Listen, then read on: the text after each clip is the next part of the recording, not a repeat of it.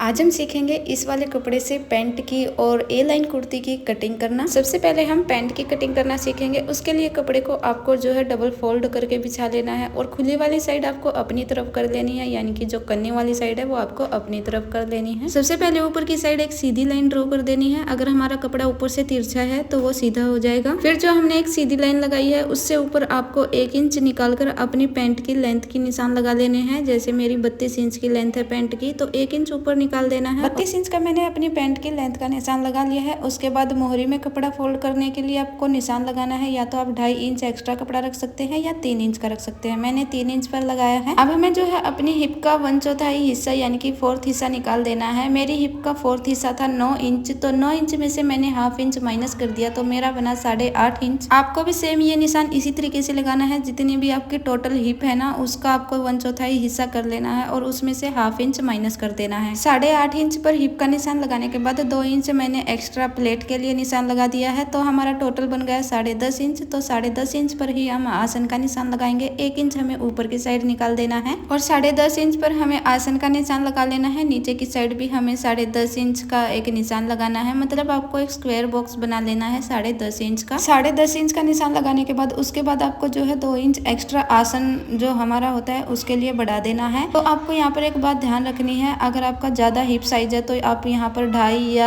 3 inch का जो है आसन का निशान बढ़ा सकते हैं। मैंने 2 इंच का लगाया है। अब आपको यहाँ से पूरा नाप लेना है कि आपका टोटल कितना बना है। मेरा यहाँ पर जैसे 12.5 इंच बना है। वो जो मैंने निशान लगाया है दूसरी साइड, वो कन्नी वाला निशान है। कन्नी को हमें काट कर अलग कर देना है और जितना भी निशान आपका यहाँ पर बनता है, जैसे मेरे 12.5 बना था, सेम नीचे मोहरी वाले निशान पर आपको लगा देना है और उसका हाफ निशान आपको कर देना है। 12.5 का बना 6.25 इंच। 6.25 इंच पर मैंने इसका सेंटर पॉइंट लगा दिया है। अब आप जितनी भी अपनी पैंट की मोहरी बनाना चाहते हैं, जैसे मैं 8 इंच की बनाना चाहती हूँ, तो सेंटर से हमें दोनों साइड बराबर बराबर लेना है। 8 इंच की बनाना चाहती हूँ तो 4-4 इंच का निशान दोनों साइड लगा दिया है। नीचे वाले निशान कंप्लीट करने के बाद अब आपको एक और निशान लगाना है जो कि बहुत ज्यादा मेन है। जो हमने आसन वाली स्ट्रेट लाइन खींच रखी है ना, उसको आपको माप लेना है। मेरी 9.5 इंच बनी थी, तो दूसरी साइड आपको क्या करना है, 9.5 से ऊपर 1 इंच यानी कि 8.5 इंच पर एक निशान लगा लेना है और उस निशान पे रख के आपको नीचे की साइड निशान मिलाना है और ऊपर की साइड निशान मिलाना है। जैसे मैं आपको वीडियो में दिखा रही हूँ ना, ऐसे ही करना है। आवाज यहाँ पर थोड़ी आगे पीछे हो गई है, आप जो है वीडियो को थोड़ा दोबारा से देख सकते हैं कि मैंने कैसे निशान लगाया है। तो हमारी पैंट के फ्रंट हिस्से के निशान कंप्लीट हो चुके हैं। अगर आपको इनमें कोई भी डाउट है तो आप मेरे को कमेंट कर देना। हम जो है पैंट कटिंग करने के लिए जो फट्टी यूज करते हैं, मैं वो कभी भी यूज नहीं करती हूँ। मैं इसी तरीके से अपनी पैंट की कटिंग करती हूँ और मेरी पैंट जो है एकदम परफेक्ट बनती है। बिल्कुल भी कोई झोल नहीं आता, ना ही बैठने उठने में कोई दिक्कत आती है। आप भी इसी तरीके से एक बार कटिंग करके जरूर देखना और पैंट सिल के देखना, तब आप मेरे को कमेंट करना कि आपकी पैंट सही बनी या नहीं बनी। अब हम बैक हिस्से की कटिंग करेंगे, तो सेम आपको डबल फोल्ड करके कपड़े को बिछा लेना है। ऊपर की साइड आपको 3 इंच एक्स्ट्रा छोड़ देना है और फिर आपको जो है फ्रंट हिस्सों को इस पर रख देना है। क्योंकि हम पीछे वाला पार्ट जो है थोड़ा बड़ा कटिंग करते हैं, तो 3 इंच ऊपर की साइड रखना है और 2 इंच का आपको आसन से एक्स्ट्रा निशान लगा लेना है और इस निशान को दूसरी साइड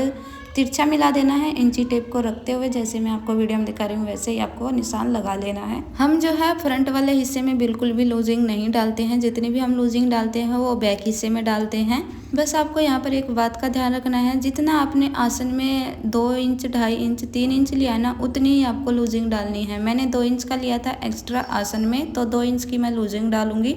तो आसन वाली साइड जो है 2-2 इंच का निशान लगा देना है। नीचे मोहरी की साइड भी 2 इंच एक्स्ट्रा लगा देना है और इन निशानों को जो है मिला लेना है। अगर आपने आसन वाला निशान 2.5 या 3 इंच पर लगाया तो आप 2.5-3 इंच की लूजिंग रखना। दूसरी साइड हम कोई भी एक्स्ट्रा कपड़ा नहीं रखेंगे। सेम बराबर तरीके से जैसे हमारा फ्रंट हिस्सा है वैसे ही कटिंग कर लेंगे और जिस साइड हमने लूजिंग का निशान लगाया है उस पर से हमको कटिंग कर लेना है और आसन भी हमें कटिंग कर लेना है। अगर आपको पैंट के फ्रंट और बैक हिस्से में कटिंग करने में या फिर मार्किंग करने में कोई प्रॉब्लम आई है या कुछ समझ नहीं आया है तो प्लीज मेरे को कमेंट कर देना। अब हम जो है पैंट के लिए जेब की कटिंग करेंगे, तो कपड़े को आपको डबल फोल्ड करके बिछा लेना है। जहां पर भी आपका जेब का परफेक्ट मेजरमेंट बैठ रहा है वो कपड़ा आपको ले लेना है और 13 इंच से जो है लंबाई का निशान लगा लेना है जेब में। और जो हमारा ऊपर की साइड हिस्सा आएगा ना, उसको आपको 6 इंच चौड़ा रखना है और नीचे की साइड से आपको जो गोलाई हमारी बनेगी जेब की वो आपको 8 से 9 इंच पर चौड़ाई पर रखनी है। और जैसे मैंने निशान लगाया है तिरछा वैसे निशान लगा के गोलाई करके कटिंग कर लेना है। एक साइड से हमारा कपड़ा जुड़ा हुआ था तो उसको आपको जो है कटिंग करके अलग कर देना है। और ये हमारी पैंट की कटिंग हो चुकी है। अब हम कुर्ती की कटिंग करेंगे। पैंट में इलास्टिक के लिए जो पट्टी यूज करेंगे वो हम बाद में कटिंग करेंगे साथ के साथ जब हम पैंट सिलेंगे। तो अभी हम जो है कुर्ती की कटिंग कर लेते हैं। तो मेरी जो कुर्ती की लेंथ रहेगी वो 39 या 40 इंच रहेगी। तो सबसे पहले मुझे जो है इस कपड़े को उल्टा कर लेना है।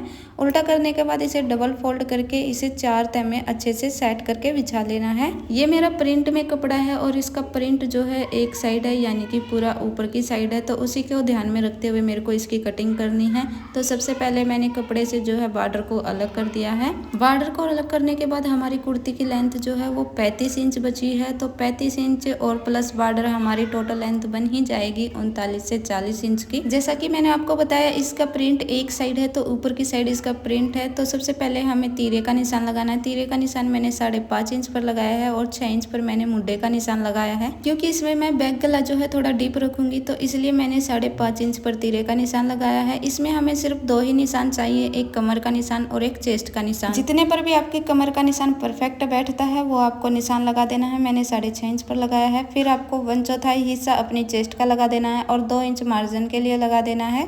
और फिर आपको कमर का साइज जो भी है उसका 1/4 हिस्सा यहाँ पर लगा देना है और 2 इंच मार्जिन के लिए लगा देना है। मुड्ढे का निशान जो हमने लगाया था उसमें हमें गोलाई कर देनी है। उसके बाद जो हम फ्रंट हिस्से में छटाई करते हैं ना मुड्ढे में, वो भी निशान आपको साथ के साथ इसमें लगा लेना है। अब आपको एक बात का ध्यान रखना है, कपड़ा फोल्ड करते वक्त जब आप कपड़ा फोल्ड करें ना तो जितनी भी आपकी हिप साइज है ना उसमें आपको 7 से 8 इंच प्लस करके कपड़ा फोल्ड करना है 4 तह में। जैसे आपकी हिप साइज का चौथा हिस्सा 9 इंच है उसमें आपको 7 से 8 इंच प्लस करके जैसे 16 इंच 17 इंच का कपड़ा फोल्ड करना है। फिर नीचे की साइड एक निशान लगा लेना है और जो हमने कमर वाला निशान लगाया था ना उसे आपको तिरछा मिला देना है उस वाले निशान से। और फिर आपको जो है एक गोलाई वाला निशान लगाना है। 2 इंच ऊपर की साइड लगा के गोलाई कर देनी है यानी कि गोलाई का निशान लगा देना है। फिर आपको जो है आपकी कुर्ती की एक्स्ट्रा वाले जो मार्जिन हमने निशान लगाए थे उनसे आपको कटिंग कर लेनी है। और नीचे की साइड 2 इंच ऊपर करके जो हमने गोलाई का निशान लगाया था वहाँ पर भी आपको गोलाई कर देनी है। बैक हिस्से को अलग निकाल देना है और फ्रंट हिस्से वाले में जो हमने छटाई के लिए निशान लगाया था वहाँ पर आपको फ्रंट हिस्से में छटाई कर देनी है। तो कुर्ती की कटिंग हमारी हो चुकी है। अगर आपको कोई डाउट है तो मेरे को कमेंट कर देना। अब हम इस बचे हुए कपड़े से जो है बाजू की कटिंग करेंगे। बाजू की लेंथ जो है मैं 15 या 16 इंच रखूंगी। तो उसमें से 5 इंच का बॉर्डर मैंने निकाल दिया है। तो 12 इंच पर मैंने यहाँ पर कपड़े पर बाजू की लंबाई का निशान लगाया है।